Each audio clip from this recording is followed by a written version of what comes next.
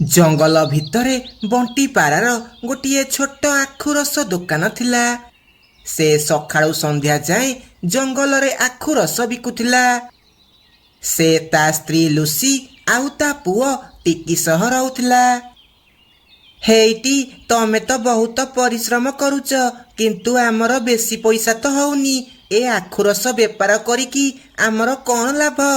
ଆରେ ଲୁସି, ଯେତିକି ପଇସା ହେଉ, ଆମେ ତ ଚୋରି କରୁନେ ନା, ଆମେ ତ ପରିଶ୍ରମ କରୁଛେ। ବାକି ସବୁ ସେଇ ଭଗବାନଙ୍କର ଇଚ୍ଛା। ବାପା ବାପା, ମୁଁ ବି ବଡ଼ ହେଲେ ଗୋଟେ ବଡ଼ ଦୋକାନ ଦେବି। ହଁ ରେ ପୁଅ। ଏମିତି ସେ ପରିବାର ବହୁତ ହସ ଖୁସିରେ ଥିଲା। ଗୋଟିଏ ଦିନ ପ୍ରବଳ ଜୋରେ ଖରା ହେଉଥିଲା। ବଣ୍ଟି ସେଇ ଖରାରେ ଆଖୁ ରସ ବିକୁଥିଲା। ଆସ ଆସ ଭାଇ ଭଉଣୀମାନେ, ଥଣ୍ଡା ଥଣ୍ଡା ଆଖୁ ରସ ପିଇବ। ଗୋଟିଏ ଥର ପିଇଲେ ବାରମ୍ବାର ଆସିବ। ଗରମ ଦିନରେ ଥଣ୍ଡା ଥଣ୍ଡା ଆଖୁ ରସ ପିଇବ, ଆସ। ସେ ଏମିତି କହି ବିକୁଥିଲା ବେଳେ ଜମିଦାର ଚିଲ ତାର କିଛି ଲୋକଙ୍କ ସହ ସେଠାକୁ ଆସିଲା। ଆରେ ବଣ୍ଟି, ଆମକୁ 3 ଗ୍ଲାସ ଥଣ୍ଡା ଥଣ୍ଡା ଆଖୁ ରସ ଦେଲୁ। ଆଜ୍ଞା ବାବୁ, ଏବେ ଦଉଛି। ବଣ୍ଟି ସାଙ୍ଗେ ସାଙ୍ଗେ କିଛି ଆଖୁ ପେଶି ବଡ଼ ବଡ଼ ଗ୍ଲାସରେ ତାଜା ଆଖୁ ରସ ଦେଲା। ସେ 3 ଜଣ ବହୁତ ଆରାମସେ ଆଖୁ ରସ ପିଇଲେ। ବାଃ, କି ଆଖୁ ରସ ବେ, ପୁରା ମଜା ଆସିଗଲା। ବାବୁ, ତମର 100 ଟଙ୍କା ହେଲା। ଆବେ, ତତେ କିଏ ପଇସା କଥା କହିଛି କି? ନାଇଁ ବାବୁ, ଆପଣ ପଚାରିବା ପୂର୍ବରୁ ମୁଁ କହିଦେଲି। କୋଉ ପଇସା କିରେ? ପଇସା ଫଇସା କିଛି ମିଳିବନି। ନାଇଁ ବାବୁ, ସେମିତି କୁହନ୍ତୁନି। ମୁଁ ଗରିବ ଲୋକ, ପଇସା ନଦେଲେ ମୋ ଘର କେମିତି ଚଳିବ? ତୋ ଘର କଥା କ'ଣ ଆମେ ଠିକା ନେଇଛୁ? ବାବୁ, ପଇସା ନଦେଲେ ମୁଁ ପୋଲିସ ପାଖକୁ ଯିବି। କାଇଁ, ତୁ ଆର୍ମି ପାଖକୁ ଯାଉନୁ? ଏମିତି ସେମାନେ ବଣ୍ଟିକୁ ପଇସା ନ ଦେଇ ହସି ହସି ସେଠାରୁ ଚାଲିଗଲେ। ବଣ୍ଟି ବହୁତ ମନ ଦୁଃଖ କଲା। ସନ୍ଧ୍ୟା ବେଳେ ସେ ତା ବେପାର ସାରି ଘରକୁ ଫେରିଲା। ସେ ଘରକୁ ଫେରୁଥିବା ବାଟରେ ହଠାତ୍ ଜମିଦାର ତା ଗୁଣ୍ଡାମାନଙ୍କ ସହ ସେଠାକୁ ଆସିଲା। ଆବେ, କ'ଣ କହୁଥିଲୁ ସେତିକି ବେଳେ? ପଇସା ନଦେଲେ ପୋଲିସକୁ କହିବୁ? ବାବୁ, ମୁଁ ତ କେବଳ ମୋ ପଇସା ମାଗୁଥିଲି। ଆପଣ ଦେଲେନି ବୋଲି ମୁଁ ପୋଲିସ କଥା କହିଲି।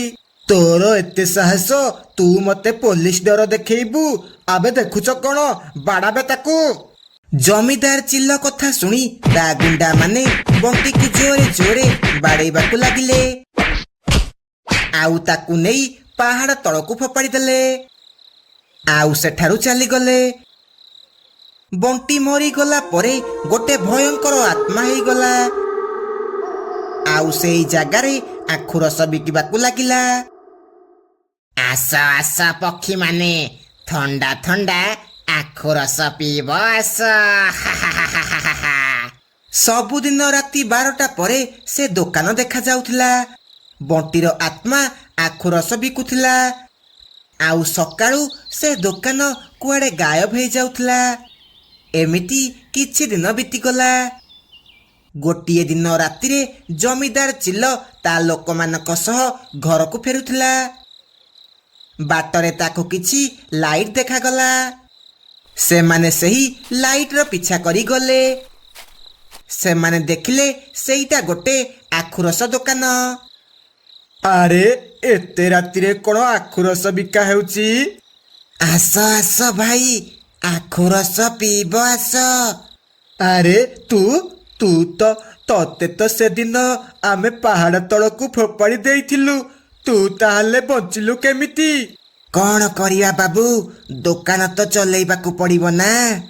ହଠାତ୍ ତା ମୁହଁ ବହୁତ ଭୟଙ୍କର ହେଇଯାଏ। ଆଉ ସେ ଜୋରେ ଜୋରେ ହସିବାକୁ ଲାଗେ। ପବନ ବି ସେତିକି ବେଳେ ଜୋରେ ଜୋରେ ହୁଏ। ନାଇଁ ବାବୁ, ଇଏ ସେ ବଣ୍ଟି ନୁହଁ, ଇଏ ତା ଆତ୍ମା। ବାବୁ, ମୋ ପରିଶ୍ରମର ପଇସା ମାଗିବା କ'ଣ ଭୁଲ ଥିଲା କି? ଆମକୁ ଛାଡ଼ିଦେ, ଆମର ଭୁଲ ହେଇଯାଇଛି, ଆମକୁ ଛାଡ଼ିଦେ। ତତେ ଛାଡ଼ିଦେଲେ କ'ଣ ସବୁ ଠିକ ହେଇଯିବ? ମୋ ପରିବାର ତ ରାସ୍ତାକୁ ଆସିଲେ ହେରି ନା। ଏବେ ତତେ ମରିବାକୁ ପଡ଼ିବ। ଏହା କହି ବଣ୍ଟି ସେ ଜମିଦାର ଚିଲକୁ ଧରି ତା ଆଖୁ ରସ ମେସିନ ଭିତରେ ପୂରେଇ ଦିଏ। ଜମିଦାର ଚିଲ ସବୁଦିନ ପାଇଁ ଶେଷ ହେଇଯାଏ। ଏହା ଦେଖି ସେ ଗୁଣ୍ଡାମାନେ ଭୟରେ ଥରିବାକୁ ଲାଗିଲେ। ଆମକୁ କ୍ଷମା କରିଦେ, ଆମେ ପୋଲିସକୁ ଯାଇ ସବୁ ସତ କଥା କହିଦେବୁ, ଆମକୁ ଛାଡ଼ିଦେ। ତା ପରଦିନ ସେ 2 ଜଣ ଯାଇ ପୋଲିସକୁ ସବୁ ସତ କଥା କହିଦେଲେ। ତାପରେ ପୋଲିସ ସବୁ ସତ କଥା ପତା କରି ସେମାନଙ୍କୁ ଆରେଷ୍ଟ କଲା। ଏମିତି ବଣ୍ଟିର ଆତ୍ମାକୁ ନ୍ୟାୟ ମିଳିଲା। ଆଉ ସେହି ଦିନଠୁ ରାତିରେ ଆଉ ସେ ଦୋକାନ ଦେଖାଗଲା ନାହିଁ। ସନ୍ଧ୍ୟା ସମୟ ହେଇଥିଲା। କାଳୁ ତା ପୁଅ ସହ ମାଛ ମାର୍କେଟରୁ ଗୋଟେ ବଡ଼ ଭାକୁର ମାଛ ଧରି ଘରକୁ ଫେରୁଥିଲା। ବାପା, ଏଇଟା କେତେ ବଡ଼ ମାଛ ହେଇଛି, ଆମେ ୟାକୁ 2 ଦିନ ଯାଏ ଖାଇବା। ହଁ ରେ ପୁଅ, ଏବେ ଗଲେ ତ ମାକୁ କହିବା ମାଛ ଭଜା କରିଦେବ, ତାପରେ କାଲି ସକାଳେ ଭଲ ତରକାରୀ ଗୋଟେ କରିବ। ହଁ ବାପା, ପୁରା ମଜା ଆସିଯିବ। ହଉ ଚାଲେ ଜଲ୍ଦି ଯିବା, ନହେଲେ ତୋ ମା ମତେ ପାଟି କରିବ। ଏମିତି ସେ ବାପ ପୁଅ କଥାବାର୍ତ୍ତା ହେଇ ଯାଉଥିଲେ। ସେ ଜଙ୍ଗଲ ଭିତରେ ଗୋଟେ ବଡ଼ ଗଛ ଉପରେ ଝୁମା ଡାହାଣୀ ରହୁଥିଲା। ତାର ନଜର ସେମାନଙ୍କ ମାଛ ଉପରେ ପଡ଼ିଲା। ଆରେ ବା, କେତେ ବଡ଼ ମାଛ ହେଇଛି! ବହୁତ ଦିନ ହେଲା ମାଛ ମୋ ପେଟକୁ ଯାଇନି। ନା, ମତେ ମାଛ ଦରକାର। ଯାଉଛି ଏମାନଙ୍କ ପଛେ ପଛେ ଯିବି, ଆଉ ସୁଯୋଗ ଦେଖି ସବୁ ମାଛ ଖାଇଦେବି। ଏହା କହି ଝୁମା ଡାହାଣୀ କାଳୁ ଆଉ ଜଗୁର ପିଛା କରିବାକୁ ଲାଗିଲା। କିଛି ସମୟ ପରେ ସେମାନେ 2 ଜଣ ଘରେ ଯାଇ ପହଞ୍ଚିଲେ। ଆରେ ରାନୀ, ଦେଖ କେତେ ବଡ଼ ଭାକୁର ମାଛ ଆଣିଛି। ଗଲ ଗଲ, ଟିକେ ପିଆଜ ପକେଇକି ମାଛ ଭଜା କରିଦେବ, ବହୁତ ଜୋରେ ଭୋକ ଲାଗିଲାଣି, ଆଉ ସମ୍ଭାଳି ହେଉନି। ନା ନା, ଏବେ ଆଉ ମାଛ ଭାଜି ହେବନି, ରାତି ହେଲାଣି। ମୁଁ ଯାହା କରିଛି ତାକୁ ଖାଇକି ଶୋଇପଡ଼। ସେ ମାଛ ଦିଅ, କାଲି ସକାଳେ ତରକାରୀ କରିଦେବି, ଖାଇବ। ଏବେ କରିଥିଲେ ଟିକେ ଭଲ ହେଇଥାନ୍ତା। ନାଇଁ କହିଲିଟି, ଜଲ୍ଦି 2 ଜଣ ହାତ ମୁହଁ ଧୋଇକି ଆସ, ମୁଁ ଖାଇବା ବାଢୁଛି। ଏହା କହି ରାନୀ ସେ ମାଛ ନେଇ ରୋଷେଇ ଘରକୁ ଚାଲିଯାଏ। ଆଉ ତାକୁ ରଖି ସେମାନଙ୍କ ପାଇଁ ଖାଇବା ବାଢ଼ିବାକୁ ଲାଗେ। ସେମାନଙ୍କର ସବୁ କଥା ଝୁମା ଡାହାଣୀ ଝରକା ପଟେ ଶୁଣିଦିଏ। କଣ ମାଛ ତରକାରୀ? ମୁଁ ତ ଭାବିଥିଲି କଞ୍ଚା ମାଛ ଖାଇ ବୋଲି। ନା ନା, ସେ କାଲି ସକାଳେ ମାଛ ତରକାରୀ କରିବ ବୋଲି କହିଛି। ଆଉ ଟିକେ ଅପେକ୍ଷା କରିଦେବି, କାଲି ସକାଳେ ଖାଇବି। ହେଲେ ଏବେ ମୁଁ ରହିବି କୋଉଠି? ସେତିକି ବେଳେ ତାର ନଜର ଗାଧୁଆ ଘର ଉପରେ ପଡ଼ିଲା। ତାର କବାଟ ଟିକେ ଖୋଲା ଥିଲା। ଆରେ ବା, ମତେ ମିଳିଗଲା ରହିବାକୁ ଜାଗା। ଯାଉଛି ଏ ଗାଧୁଆ ଘରେ ରହିଯିବି। ଏହା କହି ସେ ଗାଧୁଆ ଘରେ ପଶିଗଲା। ସେପଟେ କାଳୁ, ରାନୀ, ଜଗୁ ଖାଇବା ଖାଇଲେ। ତାପରେ ସେମାନେ ଶୋଇ ପଡ଼ିଲେ। ଓହୋ, ମାଛ ଖାଇବା ଲୋଭରେ ଏଠିକି ଆସି ଫସିଗଲି। ଏମାନେ ଗୋଟେ ରହୁଛନ୍ତି ଯେ ଏକ କରିକି ପାଣି ଢାଉନାହାନ୍ତି। ଓହୋ, କି ଗନ୍ଧ, ଆଉ ରହି ହେଉନି। ଏମିତି କହିଲା ବେଳେ ତାର ହାତ ସାବୁନ ଖୋଳା ଦେହରେ ବାଜିଯାଏ, ଆଉ ତଳେ ପଡ଼ିଯାଏ। ଶବ୍ଦ ଶୁଣି ରାନୀ ନିଦ ଭାଙ୍ଗିଯାଏ। ଆରେ କଣ ହେଲା? କଣ ତଳେ ପଡ଼ିଗଲା? ଏମିତି କଣ ଶବ୍ଦ ହେଲା? ଇଆଡ଼େ ଜୋରେ ଏକ ବି ଲାଗିଲାଣି, ଯାଉଛି ଏକ କରିକି ଆସିବି। ଏହା କହି ସେ ଗାଧୁଆ ଘର ଆଡ଼େ ଯିବାକୁ ଲାଗିଲା। ସେ ଦେଖିଲା ଗୋଟେ ଭୟଙ୍କର ଡାହାଣୀ ଠିଆ ହେଇଛି। ତାର ଲମ୍ବା ଲମ୍ବା ଚୁଟି ଆଉ ବଡ଼ ବଡ଼ ଦାନ୍ତ। ଏହା ଦେଖି ସେ ଭୟରେ ଏକ କରିଦେଲା। ଆରେ ବାପରେ, ଇଏ ତ ଗୋଟେ ଡାହାଣୀ। ଇଏ ଆମ ଗାଧୁଆ ଘରେ କେମିତି ଆସିଲା? ଏବେ ମୁଁ କଣ କରିବି? କୁଆଡ଼େ ଯିବି? ଏ ଗହଳି କରେନି, ଗହଳି କଲେ ତତେ ଏଇଠି ଖାଇଦେବି। ଏହା ଶୁଣି ରାନୀ ସେଇଠି ବେହୋସ ହେଇଗଲା। ଆରେ ମୁଁ ମିଛ କହୁଥିଲି ରେ, ଇଏ ତ ସତରେ ଡରିଗଲା। ଯାଉଛି ଗୋଟେ କାମ କରିବି, ୟା ଦେହରେ ପଶିଯିବି, ଆଉ ଇଏ ସକାଳେ ଯେତେବେଳେ ମାଛ ତରକାରୀ କରିବ, ମୁଁ ସବୁ ତରକାରୀ ଖାଇଦେବି। ହା ହା ହା ହା। ଏହା କହି ଝୁମା ଡାହାଣୀ ରାନୀ ଦେହରେ ପଶିଯାଏ, ଆଉ ଘରକୁ ଯାଇ ଶୋଇପଡ଼େ। ସକାଳୁ ଯେତେବେଳେ କାଳୁ ଉଠିଲା ତାକୁ ରୋଷେଇ ଘରୁ ଜୋରେ ଜୋରେ ଶବ୍ଦ ଶୁଭାଗଲା।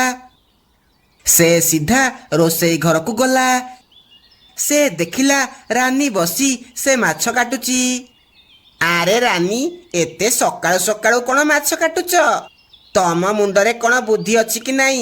କାଲିଠୁ ମାଛ ଆଣିଲଣି, ଜଲ୍ଦି ମାଛ ନ କାଟିଲେ ମାଛ ପୋଚା ହେଇଯିବ। ହଉ, ଏତେ ଜଲ୍ଦି ଜଲ୍ଦି କାଟନି, ତମ ହାତ କଟିଯିବ। କିଛି ସମୟ ପରେ ମାଛ ତରକାରୀ ତିଆରି ସରିଲା। ଜଗୁ କାଳୁ ଯେମିତି ଖାଇବା ପାଇଁ ବସିଛନ୍ତି, ରାନୀ ସେ ମାଛ ତରକାରୀ ଜୋରେ ଜୋରେ ଖାଇବାକୁ ଲାଗିଲା। ସେ କାଳୁ ଆଉ ଜଗୁର ବି ଖାଇବା ଖାଇଦେଲା। ଏହା ଦେଖି ସେମାନେ ଦୁଇ ଜଣ ଆଶ୍ଚର୍ଯ୍ୟ ହେଇଗଲେ। ଆରେ ତମେ ଇଏ କ'ଣ କରୁଛ? ତମେ ନିଜ ଖାଇବା ଖାଇଦେଲ, ଆଉ ଆମର ବି ଖାଇଦେଲ। ବାପା ମାର କ'ଣ ହେଇଛି? ସେ ଏମିତି କ'ଣ ପାଇଁ ହଉଛି? କିନ୍ତୁ ରାନୀ ସେମାନଙ୍କ କଥା କିଛି ନ ଶୁଣି ସବୁ ମାଛ ତରକାରୀ ଖାଇଦେଲା। ଆଉ ଦୌଡ଼ିକି ସେ ଗାଧୁଆ ଘରେ ପଶିଗଲା।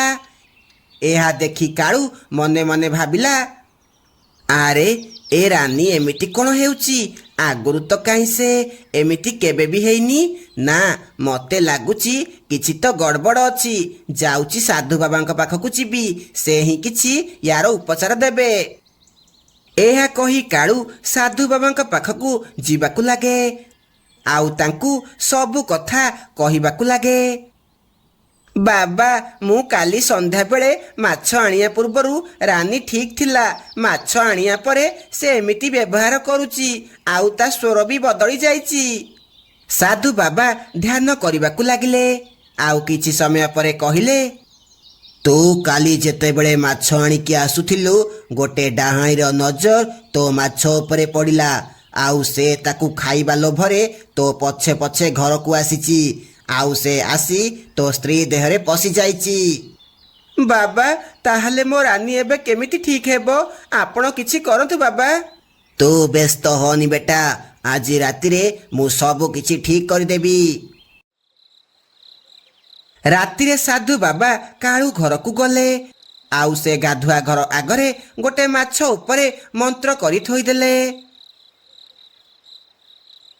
ମାଛ ବାସ୍ନା ଯେମିତି ହେଇଛି, ରାନୀ ବାହାରକୁ ଆସେ। ଆରେ ବା, ଆଜି ବି ମାଛ ଆସିଛି। ଆଜି ତ ପୁରା ମଜା ଆସିଯିବ। ଏ ମାଛକୁ ଏବେ ଲୁଣ ଲଙ୍କା ମଡ଼େଇକି ଖାଇବି। ହା ହା ହା ହା। ଏହା କହି ଝୁମା ଡାହାଣୀ ରାନୀ ଦେହରୁ ବାହାରକୁ ଆସେ, ଆଉ ସେ ମାଛକୁ ଚୋବେଇ ଚୋବେଇ ଖାଇବାକୁ ଲାଗେ। ସେ ଯେମିତି ଖାଇଛି ତା ଆକାର ଛୋଟ ହେଇଯାଏ। ସେତିକି ବେଳେ ସାଧୁ ବାବା ଘର ଭିତରକୁ ଆସନ୍ତି, ଆଉ ସେ ଡାହାଣୀକୁ ଗୋଟେ କାଚ ଡବା ଭିତରେ ବନ୍ଦ କରିଦିଅନ୍ତି, ଆଉ ତାକୁ ନେଇ ସେଠାରୁ ଯିବାକୁ ଲାଗନ୍ତି। କିଛି ସମୟ ପରେ ରାନୀକୁ ହୋସ ଆସେ। ଆରେ ମୋର କ'ଣ ହେଇଥିଲା? ମୋ ମୁଣ୍ଡ ଏତେ ଜୋରେ ଭାରି କ'ଣ ପାଇଁ ଲାଗୁଛି? ଆରେ ତମ ମୁଣ୍ଡ ବୁଲେଇ ହେଇ ତମେ ବେହୋସ ହେଇଯାଇଥିଲ, ଏବେ ତମେ ଠିକ୍ ଅଛ। ତାପରେ ସବୁ କିଛି ଠିକ୍ ହେଇଯାଏ। କାଳୁ ତା ପରିବାର ସହ ବହୁତ ଖୁସିରେ ରହିବାକୁ ଲାଗେ।